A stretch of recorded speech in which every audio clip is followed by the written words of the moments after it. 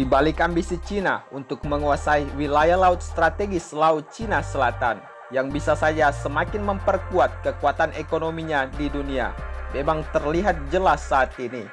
Sebab di bawah kepemimpinan Presiden Cina, yaitu Xi Jinping, kekuatan militer laut dan udara Cina semakin merajalela di wilayah perbatasan Laut Cina Selatan dengan negara-negara di kawasan Asia Tenggara. Bahkan ambisi Cina untuk menguasai laut strategis yang menjadi wilayah perlintasan tersibuk di dunia ini diungkapkan langsung secara terang-terangan oleh pemimpin Cina. Dan pengiriman armada tempur laut serta udaranya itu adalah sebagai tanggapan kepada dunia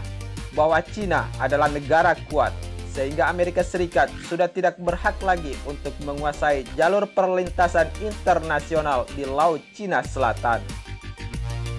Namun upaya Cina yang semakin berani untuk menerapkan kontrol atas keseluruhan Laut Cina Selatan yang ditanggapi langsung oleh militer US Navy Amerika Serikat dengan menggunakan serangkaian operasi kapal induk besar untuk menunjukkan kepada sekutunya bahwa Amerika Serikat tidak akan berpaling dari wilayah yang sangat diperebutkan tersebut.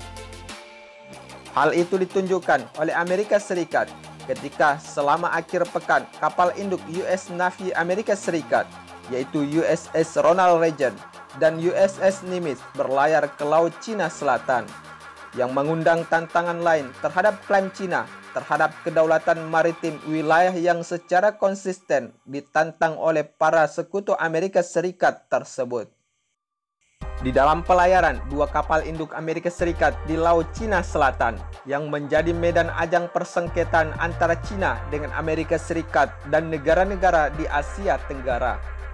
mengklaim bahwa aksi manuver US Navy Amerika Serikat itu adalah untuk menegaskan kepada Cina jika wilayah tersebut tidak boleh dikuasai oleh Cina sepenuhnya,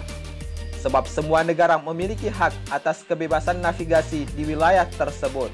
yang tertuang dalam Undang-Undang Kesepakatan Dunia Internasional.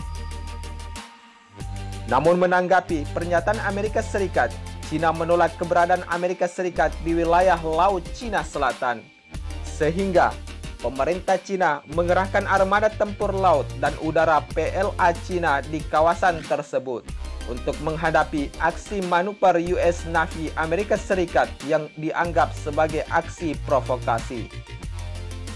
Bahkan menurut surat kabar pemerintah Cina, yaitu The Global Times, Cina telah sesumbar bahwa rudal pembunuh kapal induk Beijing dapat dengan mudah menghancurkan atau menenggelamkan kapal induk USS Ronald Reagan dan USS Nimitz Amerika Serikat di Laut Cina Selatan. Selain itu, Cina juga menegaskan kepada kapal induk Amerika Serikat di wilayah tersebut bahwa rudal balistik penghancur kapal induk milik Cina tersebut sepenuhnya dapat menjangkau kedua kapal induk US Navy Amerika Serikat di Laut Cina Selatan dan menenggelamkan sekaligus jika US Navy Amerika Serikat berani melakukan gesekan militer terhadap PLA Navy Cina. Salah satu rudal balistik utama PLA Navy yang akan digunakan untuk menghancurkan kapal-kapal induk US Navy Amerika Serikat yang sedang bermanuver di wilayah persengketaan Cina dengan negara-negara Asia Tenggara adalah rudal DF-21D dan DF-26 yang diklaim memiliki daya penghancur cukup besar untuk kapal induk sekelas USS Ronald Reagan dan USS Nimitz.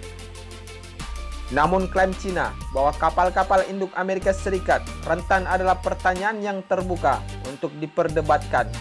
karena rudal-rudal pembunuh kapal induk dilaporkan memiliki jangkauan sejauh 900 mil laut dan telah dianggap sebagai ancaman signifikan bagi kapal induk Washington. Mengutip dari salah satu media informasi terpercaya, jika pernyataan Cina terhadap kapal-kapal induk US Navy yang sedang berlayar terlihat sama sekali tidak berpengaruh bagi Amerika Serikat, sebab armada tempur laut US Navy Amerika Serikat tetap saja melakukan latihan tempur di wilayah Laut Cina Selatan dengan mengoperasikan pesawat jet tempur, pesawat pengintai, helikopternya yang berbasis di kapal induk USS Ronald Reagan. Sementara itu, para armada tempur laut Cina menggelar aksi latihan tandingan terhadap Amerika Serikat di dekat Kepulauan Paracel yang juga diklaim oleh Vietnam dan Taiwan sebagai wilayah kedaulatan laut maritim mereka. Namun untuk mempertahankan dominasi kapal induk US Navy Amerika Serikat di Laut Cina Selatan, latihan militer Amerika Serikat telah melibatkan upaya untuk mempersiapkan kemungkinan serangan ganda kapal induk yang terkoordinasi dari Cina, yang terakhir dan akan memberikan keuntungan besar bagi opsi serangan maritim yang pada dasarnya melipat gandakan daya tembak, potensi pengawasan, dan kemampuan senjata kapal perang US Navy Amerika Serikat di kawasan Asia Pasifik. Tidak hanya itu, opsi serangan ganda kapal induk US Navy Amerika Serikat dapat memperluas kemampuan angkatan laut untuk mencapai target daratan Cina ke tingkat yang lebih besar, memperpanjang waktu pencarian target, dan memungkinkan serangan multiplatform yang terkoordinasi. Opsi itu juga sangat meningkatkan serangan kapal perusak dan penjelajah peluncur rudal untuk menangkis serangan rudal balistik DF-21 dan DF-26 milik Cina. Selain itu, dengan keberadaan dari masing-masing kelompok tempur kapal induk US Navy Amerika Serikat yang terdiri dari kapal induk, kapal penjelajah, dan 2 kapal perusak, yang membawa kombinasi besar dan terintegrasi dari aset yang diluncurkan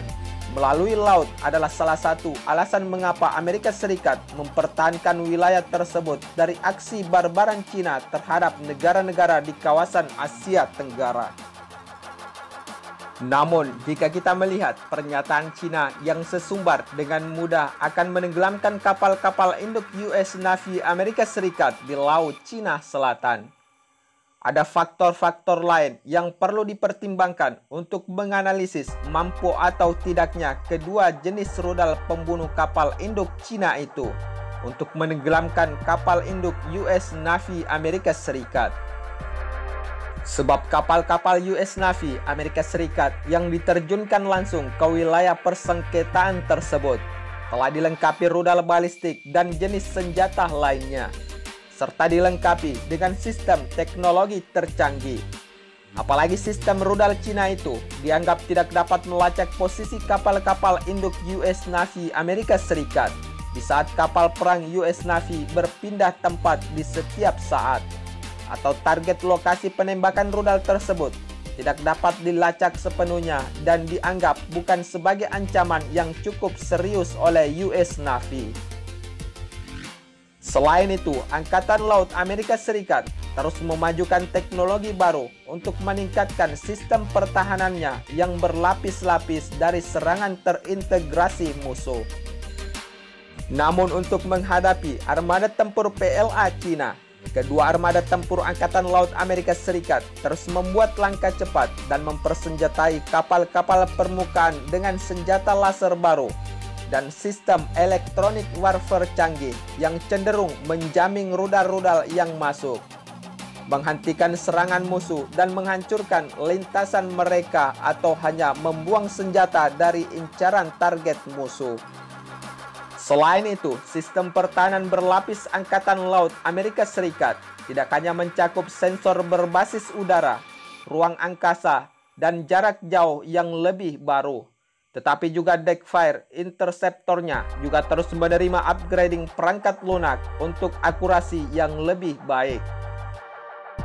Namun, jika kita berbicara soal kekuatan armada tempur udara, US Navy Amerika Serikat patut dipertimbangkan oleh Cina. Sebab setidaknya kapal induk US Navy Amerika Serikat telah diperkuat sebanyak 60 unit pesawat jet tempur dan pembom yang sewaktu-waktu dapat dimanfaatkan untuk menyerang pusat militer Cina di Beijing.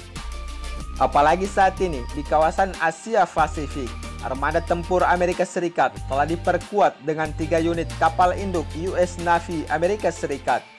Dan jika ketiga kapal induk tersebut meluncurkan seluruh pesawat jet tempurnya, maka jelas saja sebanyak 180 unit pesawat jet tempur US Navy Amerika Serikat menjadi ancaman besar bagi markas militer Cina.